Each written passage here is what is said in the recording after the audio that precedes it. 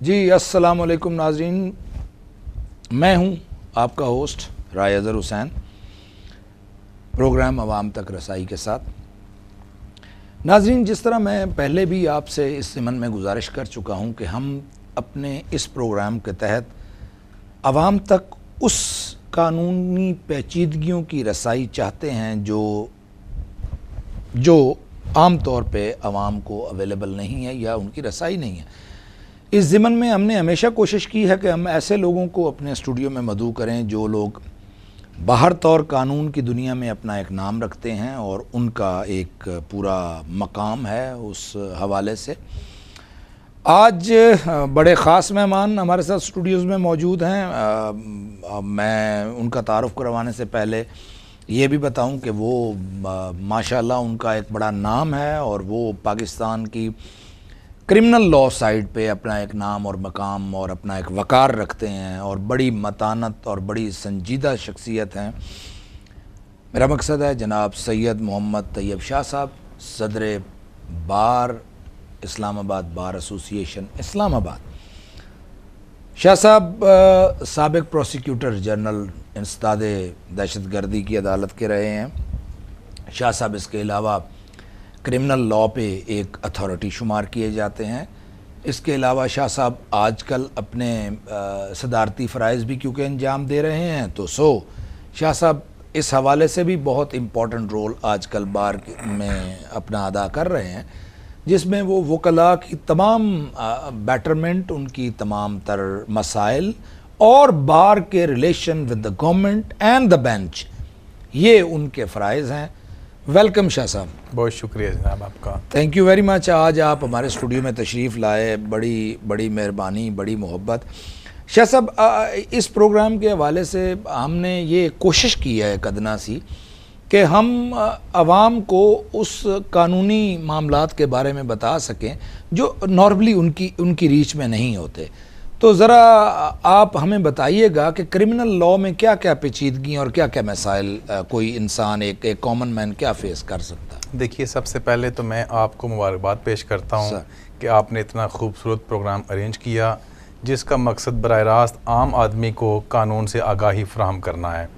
جہاں تک criminal justice system کی بات ہے، بدقسمتی یہ ہے کہ ہمارا یہ قانون تقریباً 150 سال پرانا ہے۔ اس کے اندر اگرچہ وقتاً فوقتاً گائے بگائے چھوٹی موٹی ترامیم کی جاتی رہی ہیں، مگر مجموعی طور پر اگر ہم دیکھیں تو قانون کی یہ عمارت انتہائی بوسیدہ ہے۔ اس کا پروسیجر بھی پرانا ہے اور جو تعزیرات ہے وہ بھی اچھی خاصی پرانی ہے۔ اس کے باوجود عدالتیں اس قانون کے اوپر، اس پروسیجر کے اوپر کام کر رہی ہیں، اور جو اس قانون کے اندر گنجائش ملتی ہے کسی آدمی کو انصاف دینے کی، وہ فریضہ عدالتیں بھی سر انجام دیتی ہیں اور وکلاء بھی سر انجام دیتے ہیں۔ میں یہ سمجھتا ہوں کہ اس قانون میں سب سے پہلے بنیادی ترامیم کی جانی چاہیے تاکہ یہ قانون آج کے اس دور جدید کے تقاضوں سے ہم آہنگ ہو سکے۔ کیوں کہ ایک چیز ہے جو کہ آج سے 150 سال پہلے بنائی گئی تھی، وہ اس وقت کے ماحول، اس وقت کے حالات، لوگوں کی سوچ، لوگوں کے مسائل کے حوالے سے بہت اچھا قانون ہوگا، مگر آج جب کہ ہم آسمان کی بلندیوں کو چھو چکے ہیں اور انسان ترقی کرتے کرتے زمین کی گہرائیوں کو چھو چکا ہے، اس دور جدید کے اندر انسان کا رویہ، اس کے مسائل، اس کے معاملات، سوسائٹی مکمل طور پر تبدیل ہو چکی ہے۔ تو میں یہ سمجھتا ہوں کہ سب سے پہلے حکومت کو، پارلیمنٹ کو، متعلقہ حکام کو یہ کرنا چاہیے کہ وہ فوجداری نظام کو مکمل طور پر تبدیل کرے تاکہ یہ پروسیجر اس کا آسان بھی ہو اور ہر آدمی کو انصاف مل سکے۔ میرا ذاتی مشاہدہ ہے کہ مقدمہ چلتا ہے، ایک طرف مدعی ہے، دوسری طرف دوسرا فریق ہے جس کو ہم ملزم کہتے ہیں۔ دونوں فریق 2 سال، 4 سال، 6 سال عدالت میں انگیج رہنے کے بعد کوئی آدمی بھی اس چیز کا نہیں کہتا کہ اس کو انصاف مل گیا ہے۔ اگر کوئی آدمی ونر بھی ہے اپنی لیٹیگیشن کے اندر، تب بھی اس کا شکوہ یہ ہوتا ہے کہ اتنا وقت گزر گیا عدالت کے اندر، مجھے اتنے دھکے کھانے پڑے، میرا اتنا خرچہ ہوا۔ تو میں یہ سمجھتا ہوں کہ یہ جو قانون ہے ہمارا، اس کے اندر بے شمار ترامیم کی جانی چاہیے تاکہ حقیقی معنوں کے اندر جو انصاف ہے وہ لوگوں کو مل سکے۔ اچھا شاہ صاحب، میرا آپ سے ایک گزارش یہ ہے کہ ہم سمجھتے ہیں کہ کرمنل لاء میں جو فلاز ہیں اور جو کرمنل جسٹس سسٹم میں جو خرابیاں ہیں وہ موجود ہیں. اس ضمن میں آپ کیونکہ صدر بار ہیں اور ماشاءاللہ آپ کے پاس بہت پوزیشن ہے, آپ اس لیجسلیشن کو ڈرافٹ بھی کر سکتے ہیں, آپ ان میں جو مجوزہ امینڈمنٹس ہیں ان کے بارے میں بھی منسٹری آف لاء کو یا گورنمنٹ کو آپ لکھ سکتے ہیں. لیکن سوال یہ ہے کہ اس بارے میں ہماری اعلیٰ عدالتیں کیا اپنا خیال رکھتی ہیں؟ دیکھیے, جہاں تک عدالتوں کا معاملہ ہے, قانونی بات تو یہ ہے کہ عدالتیں لیجسلیشن کے معاملات میں زیادہ انٹرفیئر نہیں کر سکتی. انفارچونیٹلی یہ جو کام ہے پارلیمنٹ کا ہے, اور پارلیمنٹ میں جس قسم کے لوگ یا جتنے قابلیت کے لوگ بیٹھے ہوتے ہیں وہ پوری دنیا کو پتہ ہے. عدالت کے پاس تو قانون بنا کے دیا جاتا ہے, وہ اس کی انٹرپریٹیشن کرے گی. قانون کی کتاب پارلیمنٹ نے بنائی, اس کے بعد اس کو بھیج دیا گیا, عدالت اس کے اوپر عمل درآمد کرے. اب چند ایک چیزوں کی حد تک عدالتیں جو ہیں ان کو یہ اختیار موجود ہے کہ جو ان کے اپنے رولز ہیں, جو جس کو ہم انہیں کہتے ہیں اوریجنل رولز ہیں, ان کے سول سائڈ کے ہوں, کرمنل سائڈ کے ہوں, اسے ہم high court rules and orders بھی کہتے ہیں, اس کے اندر ترامیم کرنے کا ان کے پاس اختیار موجود ہے. ماضی میں ہم نے دیکھا کہ نیشنل جوڈیشل پالیسی ایک دی گئی تھی آج سے کچھ عرصہ پہلے, تو وہ بھی در حقیقت اسی ایک ایفرٹ کا, اسی کوشش کا ایک حصہ تھی کہ عدالت جس حد تک اپنے پروسیجر کو فلیکسیبل کر سکتی ہے, سافٹ کر سکتی ہے, ایزی کر سکتی ہے, وہ انہوں نے کرنے کی کوشش کی. لیکن میں یہ سمجھتا ہوں کہ بنیادی طور پر جو ذمہ داری ہے وہ پارلیمنٹ کے اوپر آئے گی کہ انہوں نے اس قانون کی کتاب کو درست کرنا ہے. نہیں شاہ صاحب, میں یہ سمجھتا, میرا یہ ایک ہمبل اوپینین آپ کے آگے ہو سکتی ہے, آپ تو ماشاءاللہ کرمنل لاء میں ایک اپنا مقام اور نام رکھتے ہیں. میرا سوال یہ ہے کہ کیا جہاں پہ وکلاء کو مورد الزام ٹھہرایا جاتا ہے اس سارے سلسلے میں کہ ہم بھی جسٹس ڈیلے کرنے میں بڑا اپنا ثانی نہیں رکھتے, وہاں عدالتوں کے اوپر اور ججوں کے اوپر کے جو پریشر ہیں, جہاں پہ کرمنل لاء جیسے آپ نے فرمایا کہ یہ 1875 میں اور 1857 میں تو یہ قانون ٹھیک تھا کہ تب کی سوسائٹی اور تب کے انسانی جو مسائل تھے یا جرائم کی جو نوعیت تھی تب ایسی تھی. آج کی جب آپ سائبر ورلڈ میں جا رہے ہیں جہاں پہ قوانین جو تمام دنیا میں تبدیل کیے گئے, کرمنل لاء صرف یہ نہیں, ہم صرف اس بات پہ یہاں پہ ہیں کہ پاکستان میں کرمنل لاء کی تبدیلی کا محرک کیا بار ایسوسیشنز ہوں گی یا عدلیہ ہوگی, عوام ہوگی, پارلیمنٹ تو کچھ نہیں کرے گی. دیکھیے, یہ بات بالکل درست ہے کہ وکیل اور وکلا برادری کا ایک بہت اہم کردار ہے. ہم نے ماضی میں دیکھا کہ وکلا نے ایک بہت بڑی تحریک چلائی, اس کے لیے ایک بہت بڑا کاز, ایک بہت بڑا ایجنڈا ان کے سامنے تھا, اس حوالے سے انہوں نے ایک بہت اہم کردار ادا کیا. اب میں سمجھتا ہوں کہ وکلا کا کردار مسلمہ ہے, اگرچہ یہ قانون سازی کا مسئلہ براہ راست پارلیمنٹ کے ڈومین میں آتا ہے, لیکن اس کے لیے جو مناسب ترامیم جو تجویز کی جا سکتی ہیں وہ ذمہ داری لا محالہ بار ایسوسیشنز کی ہے, بار کونسلز کی ہیں. ہماری سب سے بڑی جو باڈی ہے وہ پاکستان بار کونسل ہے. وہ وقتاً فوقتاً لاء کمیشن آف پاکستان کو انہوں نے کئی تجاویز بھیجیں. اسی طرح جو صوبائی لیول کے اوپر جو بار کونسلز ہیں اور ڈسٹرکٹ لیول کے اوپر جو ڈسٹرکٹ بار ایسوسیشنز ہیں, انہوں نے گائے بگائے متعلقہ حکام کو, جس کا طریقہ کار یہ ہے کہ ہم لاء کمیشن آف پاکستان کو اپنی سفارشات بھیجتے ہیں, وہ بھجوائی جاتی رہی ہیں. لیکن بدقسمتی یہ ہے کہ آگے پارلیمنٹ کا جو بزنس ہے, پارلیمنٹری جو بزنس ہے, وہ اتنا مشکل ہے کہ اس تک شاید ہماری وہ جو ریکمنڈیشنز یا جو ہماری سجیشنز ہیں وہ نہیں پہنچ پاتی. اگرچہ حکومت نے بھی گائے بگائے ایسی کوشش کی, لیکن پارلیمنٹ کے جو ایشوز ہیں وہ جناب کو پتہ ہیں کہ پارلیمنٹ کے اندر کسی بل کو منظور کروانے کے لیے جو ریکوائرمنٹس ہیں اس کے اوپر کئی معاملات کے اوپر لے دے ہوتی رہتی ہے. ہمارا یہ بھی مشاہدہ ہے کہ اکثر و بیشتر عدالتوں نے اپنے فیصلوں کے اندر, اپنے ججمنٹس کے اندر یہ آبزرویشن دی ہوتی ہے کہ اس قانون کے اندر یہ کمی ہے, اس کو درست کیا جائے, اس کو امینڈ کیا جائے. کئی فیصلے سپریم کورٹ آف پاکستان کے موجود ہیں, کئی فیصلے ہائی کورٹس کے موجود ہیں کہ جس میں انہوں نے قوانین کے اوپر یہ آبزرویشن دی کہ اس قانون کو درست کیا جائے. مگر بدقسمتی یہ ہے کہ اس آبزرویشن کے باوجود وہ قوانین آج بھی کتاب کا حصہ موجود ہیں, ان کو پارلیمنٹ نے یا متعلقہ حکام نے آج تک درست نہیں کیا. کیونکہ ہم دیکھتے ہیں کہ عدالت کا ذمہ یہ ہوتا ہے کہ وہ کسی قانون کے متعلق اپنی رائے قائم کر کے لاء منسٹری کو بھیج دیتے ہیں کہ جناب آپ اس کو متعلقہ حکام کے ساتھ ایجیٹیٹ کریں اور آپ اس کے اندر جو مناسب امینڈمنٹس ہیں اس آرڈر کی روشنی میں یا آبزرویشن کی روشنی میں اس کو کروائیں. لیکن آگے میں دیکھتا ہوں, ہمارا یہ مشاہدہ ہے کہ کہ ایسی ہائی کورٹ یا سپریم کورٹ کی آبزرویشنز کے باوجود معاملہ جوں کا توں رہتا ہے. میں یہ سمجھتا ہوں کہ بدقسمتی یہ ہے کہ پارلیمنٹ کے اندر لیگل برین کی تعداد بہت تھوڑی ہے. جیسا کہ ہم دیکھتے ہیں کہ ٹیکنوکریٹس کے لیے مختلف سیٹیں ریزرو کی جاتی ہیں، خاص طور پر سینٹ کے اندر.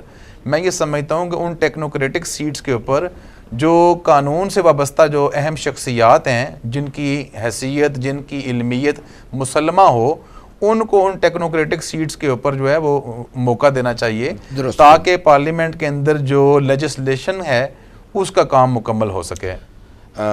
بہت خوبصورت بات ہو رہی ہے. ناظرین یہاں پہ آپ ہمارے ساتھ رہیے گا کہ مجھے ایک بریک لینے کے لیے کہا گیا ہے، تو ملتے ہیں ایک بریک کے بعد. شاہ صاحب ہمارے ساتھ ہیں. Thank you.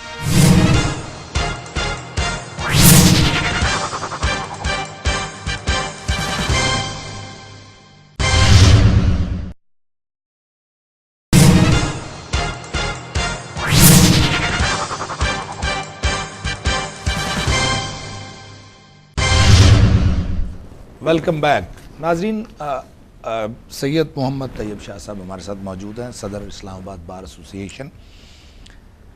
شاہ صاحب عوامی اور ایک لے مین کی حیثیت سے میرا آپ سے ایک سوال یہ ہے کہ کسی بھی کرمنل کارروائی کے دوران ہم جو تھانے کے ایک کلچر سے گزرتے ہیں جہاں پہ ہمیں تو قانون میں یہ پڑھایا گیا کہ فرسٹ انفارمیشن رپورٹ، ایک ایف آئی آر جس کو کہتے ہیں، وہ ایف آئی آر ایک بنیادی کرمنل لا جسٹس میں ایک وہ بنیادی وہ صفحہ ہے جہاں سے اس کرمنل جسٹس سسٹم کی اور اس کی تمام معاملات کی عمارت کھڑی ہوتی ہے.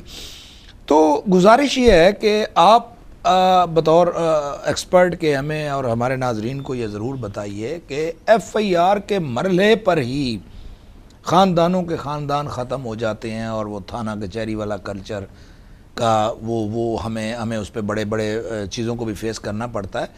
یہ ایکچولی قانون میں کس طرح پرووائڈڈ ہے اور ایک عام آدمی کس طرح جا کے اپنی کسی شکایت کے حصول کے لیے تھانے میں رابطہ کر سکتا ہے؟ دیکھیے، ضابطۂ فوجداری کی دفعہ 154 اس بات کا تقاضا کرتی ہے کہ اگر کوئی آدمی چاہے وہ زبانی شکایت کرے یا تحریری درخواست دے، پولیس اس بات کی پابند ہے کہ اگر جرم قابل دست اندازی ہو تو پولیس کو فی الفور مقدمہ درج کر لینا چاہیے.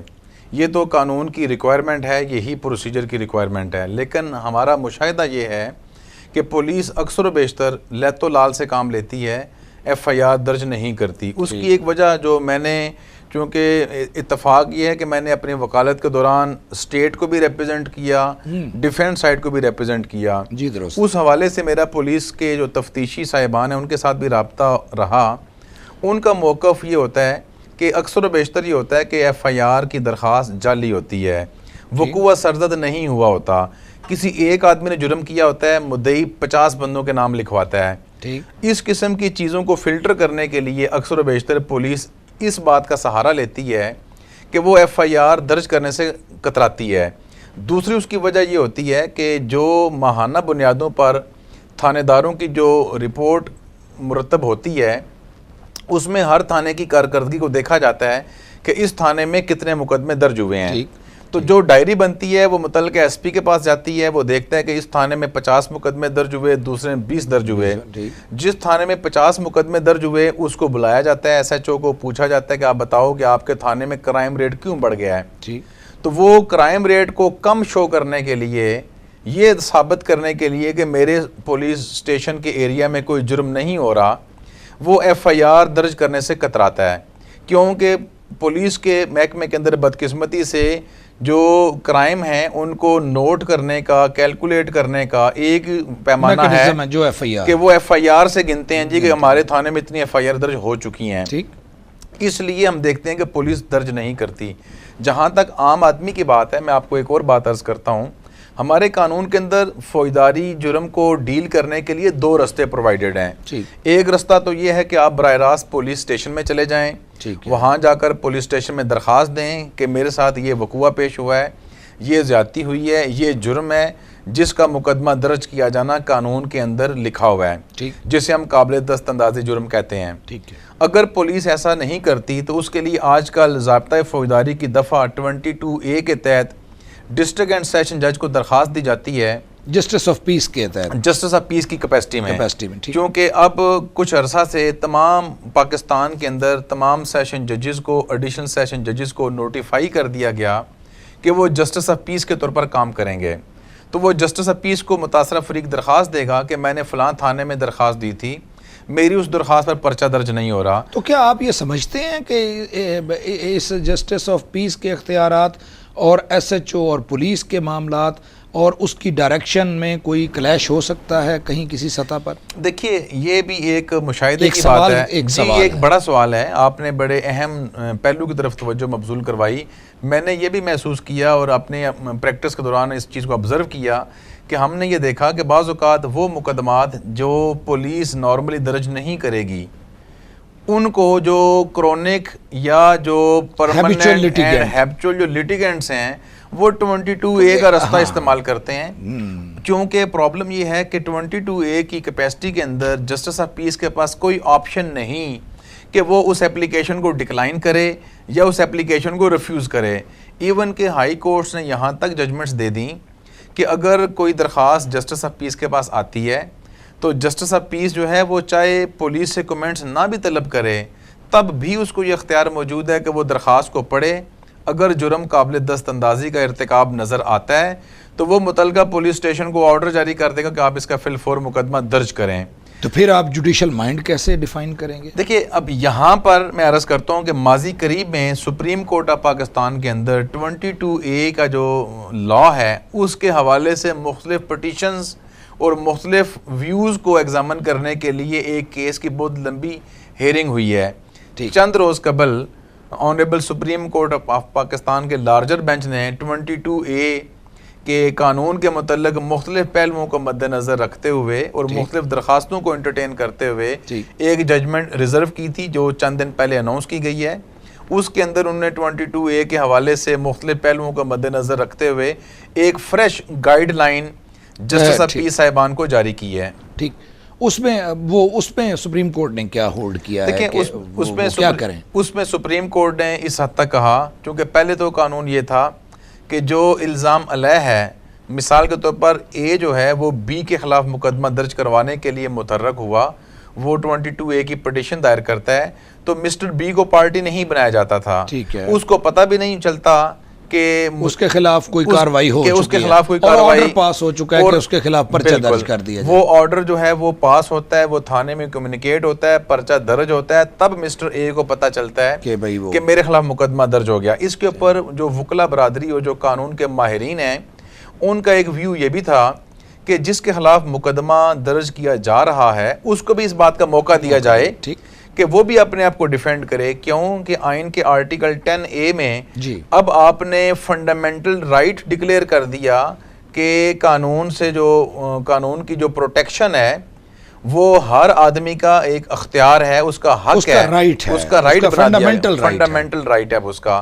تو اس حوالے سے بھی سپریم کورٹ آف پاکستان نے اپنی ڈیٹیل ججمنٹ کے اندر مختلف پہلو جو ہیں ان کا ذکر فرمایا ہے. تو شاہ صاحب یہ تو میں سمجھتا ہوں یہ عوام کے لیے بھی، میں تو ابھی عوام سے مخاطب ہوں کہ یہ تو شاہ صاحب نے جو ابھی ہمارے ساتھ ایک شیئر کی بات 22 کے حوالے سے، اس پہ ماضی میں بہت سی ریزرویشن رہی ہیں ناظرین کہ غلط الزام یہاں ہماری سوسائٹی میں، ہم ابھی شاہ صاحب سے پوچھیں گے کہ اس سوسائٹی میں ایجوکیشن کی اور لیگل ایجوکیشن کی امپلیکیشن کیا ہے.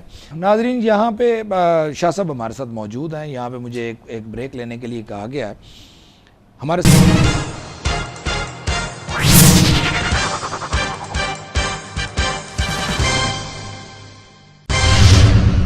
جی ویلکم بیک.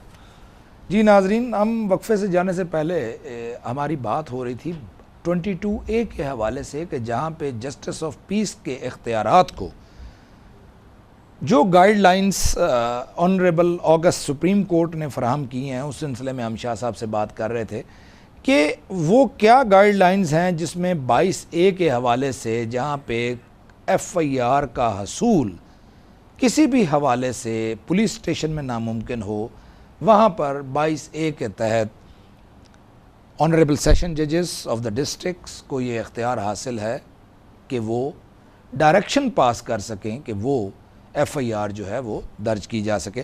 شاہ صاحب مجھے یہ بتائیے گا کہ 22A کے حوالے سے آپ سمجھتے ہیں کہ اب جو گائیڈ لائن سپریم کورٹ نے دی ہیں ان کے حوالے سے کیا یہ بہتر انداز سے چلایا جا سکے گا؟ یقیناً اس قانون اور پروسیجر کے اندر پہلے کی نسبت بہتری آئے گی، کیونکہ پہلے اس کے اوپر مختلف ہائی کورٹس کے مختلف ویوز تھے. سپریم کورٹ آف پاکستان نے بھی وقتاً فوقتاً ججمنٹس پاس کی، مگر اب سپریم کورٹ نے ونس فار آل اس سیکشن آف لا کو تھرو آؤٹ ایگزامن کیا ہے. تمام جو پریویس ویوز تھے کورٹس کے ان کو بھی انہوں نے ریوزٹ کیا ہے، اور اب ایک مسلمہ قسم کی لارجر بینچ کی ججمنٹ دے دی کہ جس کے بعد اب اس قانون کی حیثیت، اس کے طریقہ کار، عدالتوں کے دائرہ اختیار اور جسٹس آف پیس کی جو اتھارٹی ہے اس کو ری ڈٹرمن کیا گیا ہے. میں یہ سمجھتا ہوں کہ اب اس نئی آبزرویشن کے آنے کے بعد یہ ایک زیادہ بہتر اور مؤثر قانون بن کر سامنے آئے گا.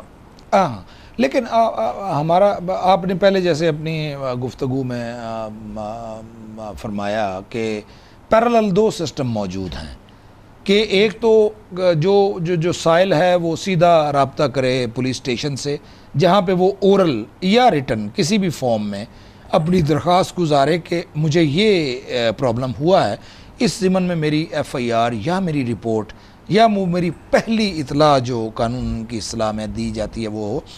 دوسرا آپ نے فرمایا کہ آپ پرائیویٹ کمپلینٹ، ہمارے ناظرین کی ذرا سہولت کے لیے اگر آپ ہمیں یہ بتائیے کہ پرائیویٹ کمپلینٹ ہوتا کیا ہے اور یہ کیسے ہوتی ہے اور اس کے کیا پروسیجرز ہیں؟ دیکھیے، قانون نے 2 متوازی اور پیرالل فوجداری سسٹم پرووائڈ کیے ریمیڈی کے لیے. ایک تو یہ تھا کہ پولیس اسٹیشن میں چلے جائیں، مقدمہ درج ہو جائے اور اس کی تفتیش پولیس کرے گی، چالان مکمل ہوگا اور وہ متعلقہ عدالت کو بھجوا دیا جائے گا. ایک تو طریقہ کار یہ تھا. دوسرا طریقہ کار یہ ہے، ضابطہ فوجداری کی دفعہ 200 کے تحت مجسٹریٹ صاحبان جو ہیں ان کو یہ اختیار دیا گیا کہ اگر کوئی آدمی ان کے پاس آئے، درخواست دے تحریری طور پر یا زبانی ان کو شکایت لگائے کہ میرے ساتھ یہ واقعہ پیش آیا یا یہ جرم سرزد ہوا ہے، فلاں بندے نے جرم کیا ہے، وہ اس کی ساری تفصیلات بتائے گا. مجسٹریٹ صاحبان اس بات کے پابند ہیں کہ وہ اس کو ایز اے استغاثہ انٹرٹین کریں گے. اسے ہم اردو میں استغاثہ کہہ لیں گے، انگریزی میں اس کو ہم پرائیویٹ کمپلینٹ کہیں گے، جو کہ لیگل ٹرمینالوجی ہے. مجسٹریٹ جو ہے وہ سب سے پہلے مدعی کا بیان قلم بند کرے گا، اگر اس کے پاس کوئی گواہان موجود ہیں ان کے بیانات قلم بند کرے گا. اس کے علاوہ اگر کوئی ڈاکومنٹ یا کوئی دستاویزی شہادت موجود ہو اس کو لکھا جائے گا. اس کے بعد مجسٹریٹ صاحب جو ہیں وہ سرسری انکوائری کرنے کے بعد اس کیس کو ایڈمٹ کریں گے کہ جناب یہ مقدمہ ایڈمٹ کر لیا گیا ہے، اور اس کے بعد ملزم کو نوٹس جاری کیا جاتا ہے. اور اس کا درجہ پھر وہی ہوگا کہ جس طرح ایک ایف آئی آر درج ہونے کے بعد ایک مقدمہ بنتا ہے، سیم سچویشن ہوگی کہ جس وقت استغاثہ مجسٹریٹ ایڈمٹ کر لے گا تو وہ بھی اسی کا درجہ رکھے گی، وہ بھی equal to F I R ہے. اس کے بعد مجسٹریٹ جب وہ ملزم کو نوٹس کرے گا، اس کے بعد باقاعدہ مقدمے کی جو ہے نقول تقسیم کی جائیں گی اور ایک ریگولر فل فلیج ٹرائل کیا جائے گا. لیکن شاہ صاحب پرانے وقتوں سے اور آپ کی پریکٹس میں بھی ماشاءاللہ آپ نے بڑا کیا ہے، یہ دیکھنے میں آیا ہے کہ کورٹ کوئی انویسٹیگیٹنگ ایجنسی نہیں ہے جس کے اوپر بڑی سی آبزرویشن لا میں بھی موجود ہیں، اور even then court is not a executing body کہ وہ ایگزیکیوٹ نہیں کروا سکتی، کہ وہ آفٹر آل اس کو سہارا لینا پڑتا ہے پولیس کا، جو آپ کی مقامی کرمنل لا جسٹس سسٹم میں ایک کلیدی حیثیت جو ہے وہ پولیس رکھتی ہے. اب یہاں پہ یہ دیکھا گیا کہ پرائیویٹ کمپلینٹ، جیسے آپ نے ہمارے ناظرین کو بڑی سہولت کے ساتھ یہ بتایا کہ پرائیویٹ کمپلینٹ میں ایسا ہوتا تو ہے، لیکن اس میں پھر وہی ایشو ہے کہ تاریخ کی پڑ جانا، طوالت ہو جانا، اور پھر سمن کا نہ ریسیو ہونا، عدالت کا بے بس ہو جانا اس پوائنٹ آف پہ آ کے کہ آدمی جو ہے وہ طلب ہی نہیں ہو رہا، وہ آ ہی نہیں رہا اور کورٹ کانٹ پروسیڈ. اس کے بارے میں کیا کہیں؟ دیکھیے، پہلی بات تو یہ جہاں تک ایف آئی آر اور پرائیویٹ کمپلینٹ کے درمیان ایک تھوڑا سا فرق ہے، وہ بھی آپ کو دوبارہ عرض کر دیتا ہوں. گزارش یہ ہے کہ جس وقت ایف آئی آر درج ہوئی پھر تو پولیس خود ذمہ دار ہے کہ وہ انویسٹیگیٹ کرے گی، ریکوریز کرے گی، گرفتاری کرے گی، ملزم کو جیل بھیجے گی، ایویڈنس کلیکٹ کرے گی اور وہ بھیج دے گی اس کو جوڈیشل لاک اپ میں. یہاں پر جہاں تک پرائیویٹ کمپلینٹ کے پروسیجر کا تعلق ہے، یہاں پر تقریباً سارے کا سارا برڈن مدعی کے اوپر ہوگا کہ وہ اپنی شہادتیں لے جا کر مجسٹریٹ کو پیش کرے گا.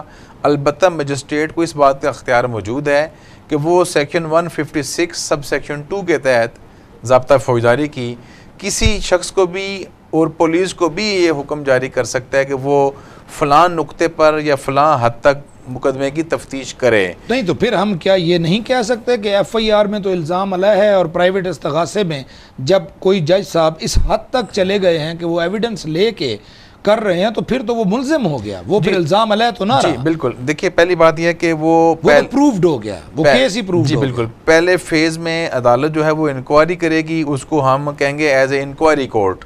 جس وقت کورٹ نے اپنی انکوائری مکمل کر لی, یہ ڈکلیئر کر دیا, ایک پراپر آرڈر پاس کیا جائے گا کہ یہ کمپلینٹ ایڈمٹ کی جاتی ہے, اس کو ٹرائل کے لیے فٹ ڈکلیئر کیا جاتا ہے. اس سٹیج پر پھر اس کو طلب کیا جائے گا ملزم کو. اب اس سٹیج کے اوپر جب یہ مقدمہ ایڈمٹ ہو جائے گا اس کو پھر ہم کہیں گے یہ سٹیٹ کیس بن گیا ہے. پھر اس کی پیروی وہی سرکاری وکیل کرے گا جو کہ ایف آئی آر والے مقدمے کے اندر جو عدالتوں میں سرکاری وکیل موجود ہوتے ہیں وہ مقدمات کو سٹیٹ کے بہا پہ پروسیکیوٹ کرتے ہیں. اس وقت پھر وہ سٹیٹ کیس بنے گا.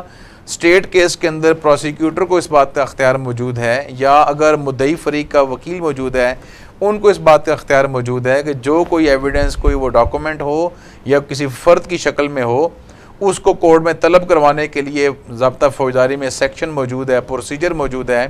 اس کے تحت عدالت کو فیسیلیٹیٹ کیا جائے گا. عدالت پورا کورس, پورا ٹرائل پھر اسی طرح کرے گی جس طرح کے ایف آئی آر کے مقدمات میں کیا جاتا ہے. فرمایا شاہ صاحب. لیکن ہمارے ناظرین کی سہولت کے لیے ایک ابہام پایا جاتا ہے, عام طور پہ ایک تاثر ہے, شاید اس میں ہمارے وکلاء برادری میں بھی کچھ فلاز موجود ہوں کہ جی ایف آئی آر تو آپ کا کوئی کیس نہیں ہے, لیکن آپ کو پرائیویٹ کمپلین کرواتے ہیں تو آپ کا مجرم ثابت ہو گیا اور ہم اس کو اندر کروا دیں گے. اس ضمن میں ذرا ہمارے عوام کو ایجوکیشن. جی بہت خوبصورت سوال ہے, بہت قانونی سوال ہے. گزارش یہ ہے کہ یہ بات بھی دیکھی گئی کہ ایف آئی آر ہو جاتی ہے مگر مدعی کی تسلی یا متاثرہ فریق کی تسلی نہیں ہوتی. وہ یہ سمجھتا ہے یا اس کا یہ خیال ہوتا ہے کہ پولیس نے پراپر انویسٹیگیشن نہیں کی, گواہان کے بیانات نہیں لکھے, اور جو مدعی کا پورا موقف تھا اس کو ریکارڈ پہ وہ نہیں لایا. تو اس صورتحال میں بھی متاثرہ فریق کے پاس جو ایف آئی آر کا مدعی ہے اس کو یہ اختیار حاصل ہے کہ وہ مجسٹریٹ کی کورٹ میں پرائیویٹ کمپلینٹ فائل کر دے. اس میں وہ ذکر کرے گا کہ میں نے پہلے ایف آئی آر درج کروا رکھی ہے مگر اس ایف آئی آر کی تفتیش درست طور پر نہیں کی گئی, لہٰذا اب میں پرائیویٹ کمپلینٹ میں کورٹ کے پاس آیا ہوں کہ کورٹ اب میرے کیس کو سنے اور اس کے اندر فردر انویسٹیگیشن اور فردر پروسیڈنگز کی جائیں. تو اس صورتحال میں پھر ایف آئی آر والی جو کارروائی ہے وہ سٹاپ ہو جائے گی. جتنا عرصہ پرائیویٹ کمپلینٹ چلے گی اتنا عرصہ ایف آئی آر کی کارروائی سٹاپ رہے گی. نہیں تو کیا اس میں آپ یہ نہیں سمجھتے کہ یہ ایک ایسی خرابی ہے کرمنل جسٹس سسٹم میں کہ جس کے تحت ہیبیچول لیٹیگنٹ لوگ جو ہیں وہ کسی بھی بے گناہ آدمی کو زیادہ ذلیل و خوار کر سکتے ہیں؟ دیکھیں میں نے تو ابتدا میں ہی آپ کو عرض کی کہ فوجداری کے نظام کے اندر بے شمار خامیاں موجود ہیں, چونکہ یہ قانون جس کا ہم ابھی تذکرہ کر رہے ہیں 1 صدی سے زیادہ پرانا ہے. تو اب اس قانون کے اندر آج کے موجودہ اور جدید دور کے تقاضوں کے حوالے سے ترامیم کی جانا وہ تو اس وقت کا سب سے بڑا جو ہے میں سمجھتا ہوں کہ ایک ضرورت ہے. اگر ہم نے انصاف کو سہل بنانا ہے, اگر ہم نے لوگوں کو انصاف دینا ہے, اگر ہم یہ کہتے ہیں کہ ہم نے ڈور سٹیپ کے اوپر انصاف لوگوں کو دینا ہے, تو میں سمجھتا ہوں کہ یہ تمام تقاضے اسی وقت پورے ہوں گے کہ جب ہم قانون کی کتاب کو درست کریں گے. کتاب کو اس وقت کے دور جدید کے تقاضوں کے عین مطابق ہونا چاہیے, اور تبھی ہم یہ کہہ پائیں گے کہ ہم نے انصاف فراہم کرنے کا جو فریضہ ہے اس کو انجام دے لیا ہے. شاہ صاحب ہمارے یہاں پہ ایک اور بھی بہت بڑا سوال ہے جو آپ بھی ماشاءاللہ کیونکہ ایک پریکٹسنگ لائر ہیں, صدر بار ہیں, اس کے علاوہ بھی بہت سے نامی گرامی کیسز میں جناب کا نام پایا گیا اور جناب نے ان کیسز کے حوالے سے بھی بات کی. ہمارے ناظرین کے لیے آپ تھوڑا قانون شہادت پہ بھی روشنی ڈالیے کہ قانون شہادت کی وہ کون سے آرٹیکل ہیں جس میں اب جدید دور کے حوالے سے امینڈمنٹ ہونا ضروری ہے, کیوں کہ اب ای میل کا دور ہے, واٹس ایپ کا دور ہے, ہمیں واٹس ایپ پہ بھی دھمکیاں ملتی ہیں اور ادھر آپ کا قانون شہادت ان کو نہیں مانتا. تو اس ضمن میں آپ کیا کہیں گے؟ دیکھیے ہمارا یہ قانون پہلے تو بیسیکلی یہ ایویڈنس ایکٹ تھا, لیکن 1984 میں اس کو قانون شہادت آرڈر 1984 کا نام دے دیا گیا. اس وقت اس کے اندر 2 3 4 بنیادی چھوٹی چھوٹی ترامیم کی گئیں، لیکن بیسک سٹرکچر وہی ہے جو کہ ایویڈنس ایکٹ کا تھا۔ یہ بات بالکل بجا ہے کہ آج کے اس جدید سائنسی دور کے اندر جرائم کا ڈیزائن، جرائم کی شکل و صورت تبدیل ہو چکی۔ پہلے لوگ لڑائی کرتے تھے سوٹی کے ساتھ، کلہاڑی کے ساتھ، چاقو کے ساتھ۔ آج لوگوں کا جو طریقہ واردات ہے، مجرم اس قدر زیادہ ماڈرن اور سائنٹیفک ہو چکا کہ وہ بھی آج کے جدید دور کی ایجادات کا سہارا لیتا ہے۔ تو اس قسم کی سچویشنز کو کور کرنے کے لیے قانون بھی کمپیٹیبل ہونا چاہیے۔ قانون چونکہ جو چاہے وہ مقدمہ دیوانی ہو چاہے فوجداری ہو، ہر طرح کے مقدمات کا فیصلہ قانون شہادت کی بنیاد پہ کیا جانا ہے۔ قانون شہادت کا بیسک کانسیپٹ اور مقصد یہ ہے کہ کون سی شہادت ہوگی، وہ کس قسم کی شہادت ہوگی جس کی بنیاد پر یہ مقدمے کا فیصلہ کیا جائے گا۔ یعنی کہ شہادت کس کو کہتے ہیں، وہ کیا شہادت کی کوالٹی ہو، کس نوعیت کی شہادت ہو، کس شکل کی شہادت ہو، وہ ڈائریکٹ ایویڈنس ہو، انڈائریکٹ ایویڈنس ہو، سیکنڈری ایویڈنس ہو۔ تو اس قسم کی ساری چیزیں جو ہیں ان کا تذکرہ قانون شہادت آرڈر 1984 کے اندر کیا گیا ہے۔ میں یہ دیکھتا ہوں کہ آج کے اس جدید دور میں ہم کمپیوٹر، لیپ ٹاپ کے ذریعے، ای میل کے ذریعے، S M S, WhatsApp, Viber کے ذریعے دنیا کے اندر کمیونیکیشن کے 101 نئے ذرائع پیدا ہو چکے ہیں۔ اور آج یہ بھی چیز آ چکی ریکارڈ کے اوپر کہ لوگ اب اس آج کے جدید مواصلاتی نظام کا سہارا لیتے ہوئے کمیونیکیشن بھی کرتے ہیں اور سب کچھ اور جرائم بھی ہوتے ہیں۔ تو ان چیزوں کو کور کرنے کے لیے ماضی قریب میں ایک امینڈمنٹ کی گئی کہ جو آرٹیکل 164 ہے قانون شہادت کا، اس کے اندر ترامیم کی گئی ہیں، اور اس ترامیم کرنے کے بعد اب یہ ڈکلیئر کر دیا گیا ہے کہ آج کے جو ماڈرن دور کی جو ماڈرن ٹیکنالوجی اور ڈیوائسز کی بنیاد پر جو ایویڈنس کلیکٹ کی جائے گی اس کو ایڈمیسیبل ڈکلیئر کر دیا گیا ہے۔ یہ ماشاءاللہ ناظرین، یہ دیکھیں، یہ تو ابھی ہمارا تو پروگرام ڈسکشن کا ہے، ورنہ یہ شاہ صاحب نے جیسے فرمایا یہ بریکنگ نیوز بنتی ہے کہ اب وہ ڈکلیئر کر دیا گیا ہے۔ لہٰذا شاہ صاحب جو بتا رہے ہیں آپ کو اور میرے ناظرین جو سن رہے ہیں ہمیں گھروں میں، اور وہ ہماری بہنیں، بیٹیاں اور وہ ہمارے بچے جو اس پروگرام کو دیکھ رہے ہیں، ہم نے اس ضمن میں یہی کوشش کی کہ اپنی ہیلپ لائنز کو بھی اوپر رکھیں، اپنے آپ ہمیں ضرور بذریعہ ای میل یا کسی بھی طریقے سے ہمیں بھیجیے۔ لیکن یہ ایک بہت بڑی نیوز ہے جو شاہ صاحب نے ہمیں دی کہ ماڈرن ٹیکنالوجیز کے حوالے سے قانون شہادت آرڈیننس کے آرٹیکل 164 میں ترامیم کر دی گئی ہیں کہ جس کے تحت اب اچھا شاہ صاحب اب اس کو کنٹینیو کرتے ہوئے اب ہم یہ سمجھیں کہ اب جو ہماری ای میل ہے وہ ایک باضابطہ ایک شہادت کا حصہ رکھتی ہے۔ بالکل جی، شہادت کا درجہ رکھتی ہے۔ ہمارے موبائل میسیجز، بالکل اس کی بنیاد کے اوپر مقدمے درج ہو رہے ہیں۔ آپ دیکھیے کئی جرائم کے لیے جیسے سائبر ریلیٹڈ کرائم ہیں، ان کا کوگنیزنس اور جورسڈکشن ایف آئی اے کو دے دی گئی۔ باقی ماندہ جو ہیں ان کی کیٹیگریز بنائی گئی ہیں۔ ایک کیٹیگری پولیس کے پاس ہے، اگر کوئی آدمی کسی کو ٹیلی فون پر دھمکی دے، ای میل کے ذریعے دھمکی دے یا کوئی بھی ماڈرن ذریعہ استعمال کرے کمیونیکیشن کا، تو اس کے اوپر باقاعدہ بڑا کمپریہنسو اور ڈیٹیلڈ لا موجود ہے، اور اس کی اچھی خاصی سزا بیان کی گئی ہے۔ 3 سال سے لے کر 14 سال تک مختلف جرائم کو کیٹیگرائز کر کے سزائیں رکھی گئی ہیں، بہت ہیوی جرمانے رکھے گئے ہیں۔ اسی طرح ہم دیکھتے ہیں کہ P T A Pakistan telecommunication authority جو ہے وہ بنائی گئی۔ اسی طرح ہم دیکھتے ہیں کہ ماضی قریب کے اندر جو ٹیلی فون سم جو تھیں ان کی بایو میٹرک کی گئی، اس کا بھی مقصد یہی تھا کہ لوگوں کی آئیڈینٹی جو ہے پہلے اس کو چیک کیا جائے، ایک ڈیٹا بیس بننا چاہیے۔ اگر کوئی آدمی جرم کرتا ہے، کوئی ٹیلی فون سسٹم یوز کرتا ہے، تو اس ٹیلی فون سسٹم کی آئیڈینٹیفیکیشن اور اس کی رجسٹریشن کو انشور کیا گیا ہے۔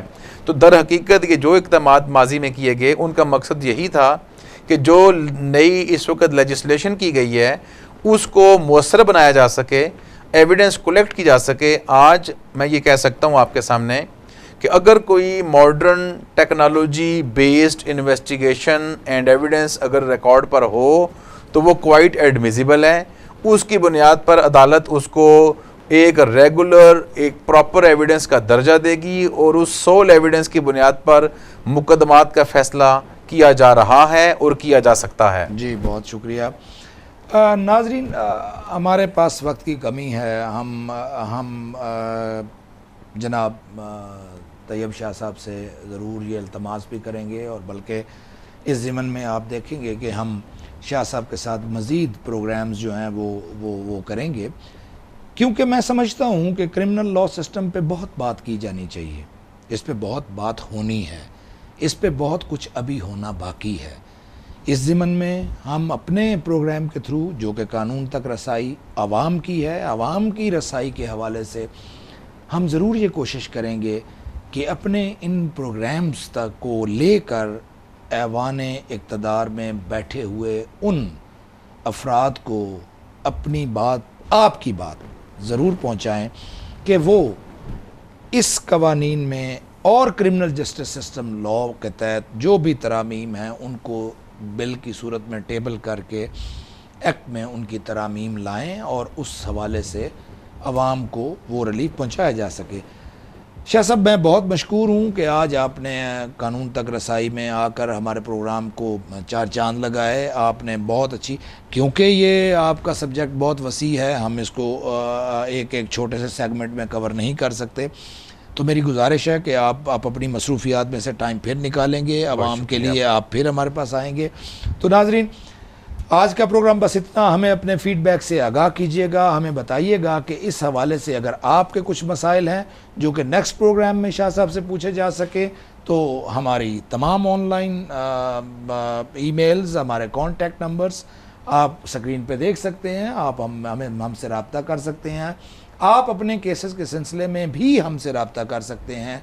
हम अपने एक्सपर्ट्स, जो हमारे कानून के हवाले से जो लोग तशरीफ़ लाते हैं स्टूडियोज़ में, हम उनको आपके पास रेफ़र कर सकते हैं, ताकि आप उनसे रहनुमाई हासिल करके बेहतर तरीके से अपने आप को और अपनी उस कवानीन की जो हसूल है और उनकी जो रसाई है, या अपने राइट्स और हकूक़ के हवाले से जो बात है, उनको भी कर सके। प्रोग्राम कानून तक रसाई के साथ मुझे राय अज़हर हुसैन एडवोकेट को इजाज़त दीजिए। अल्लाह हाफ़िज़ हो, नासिर हो। Thank you very much.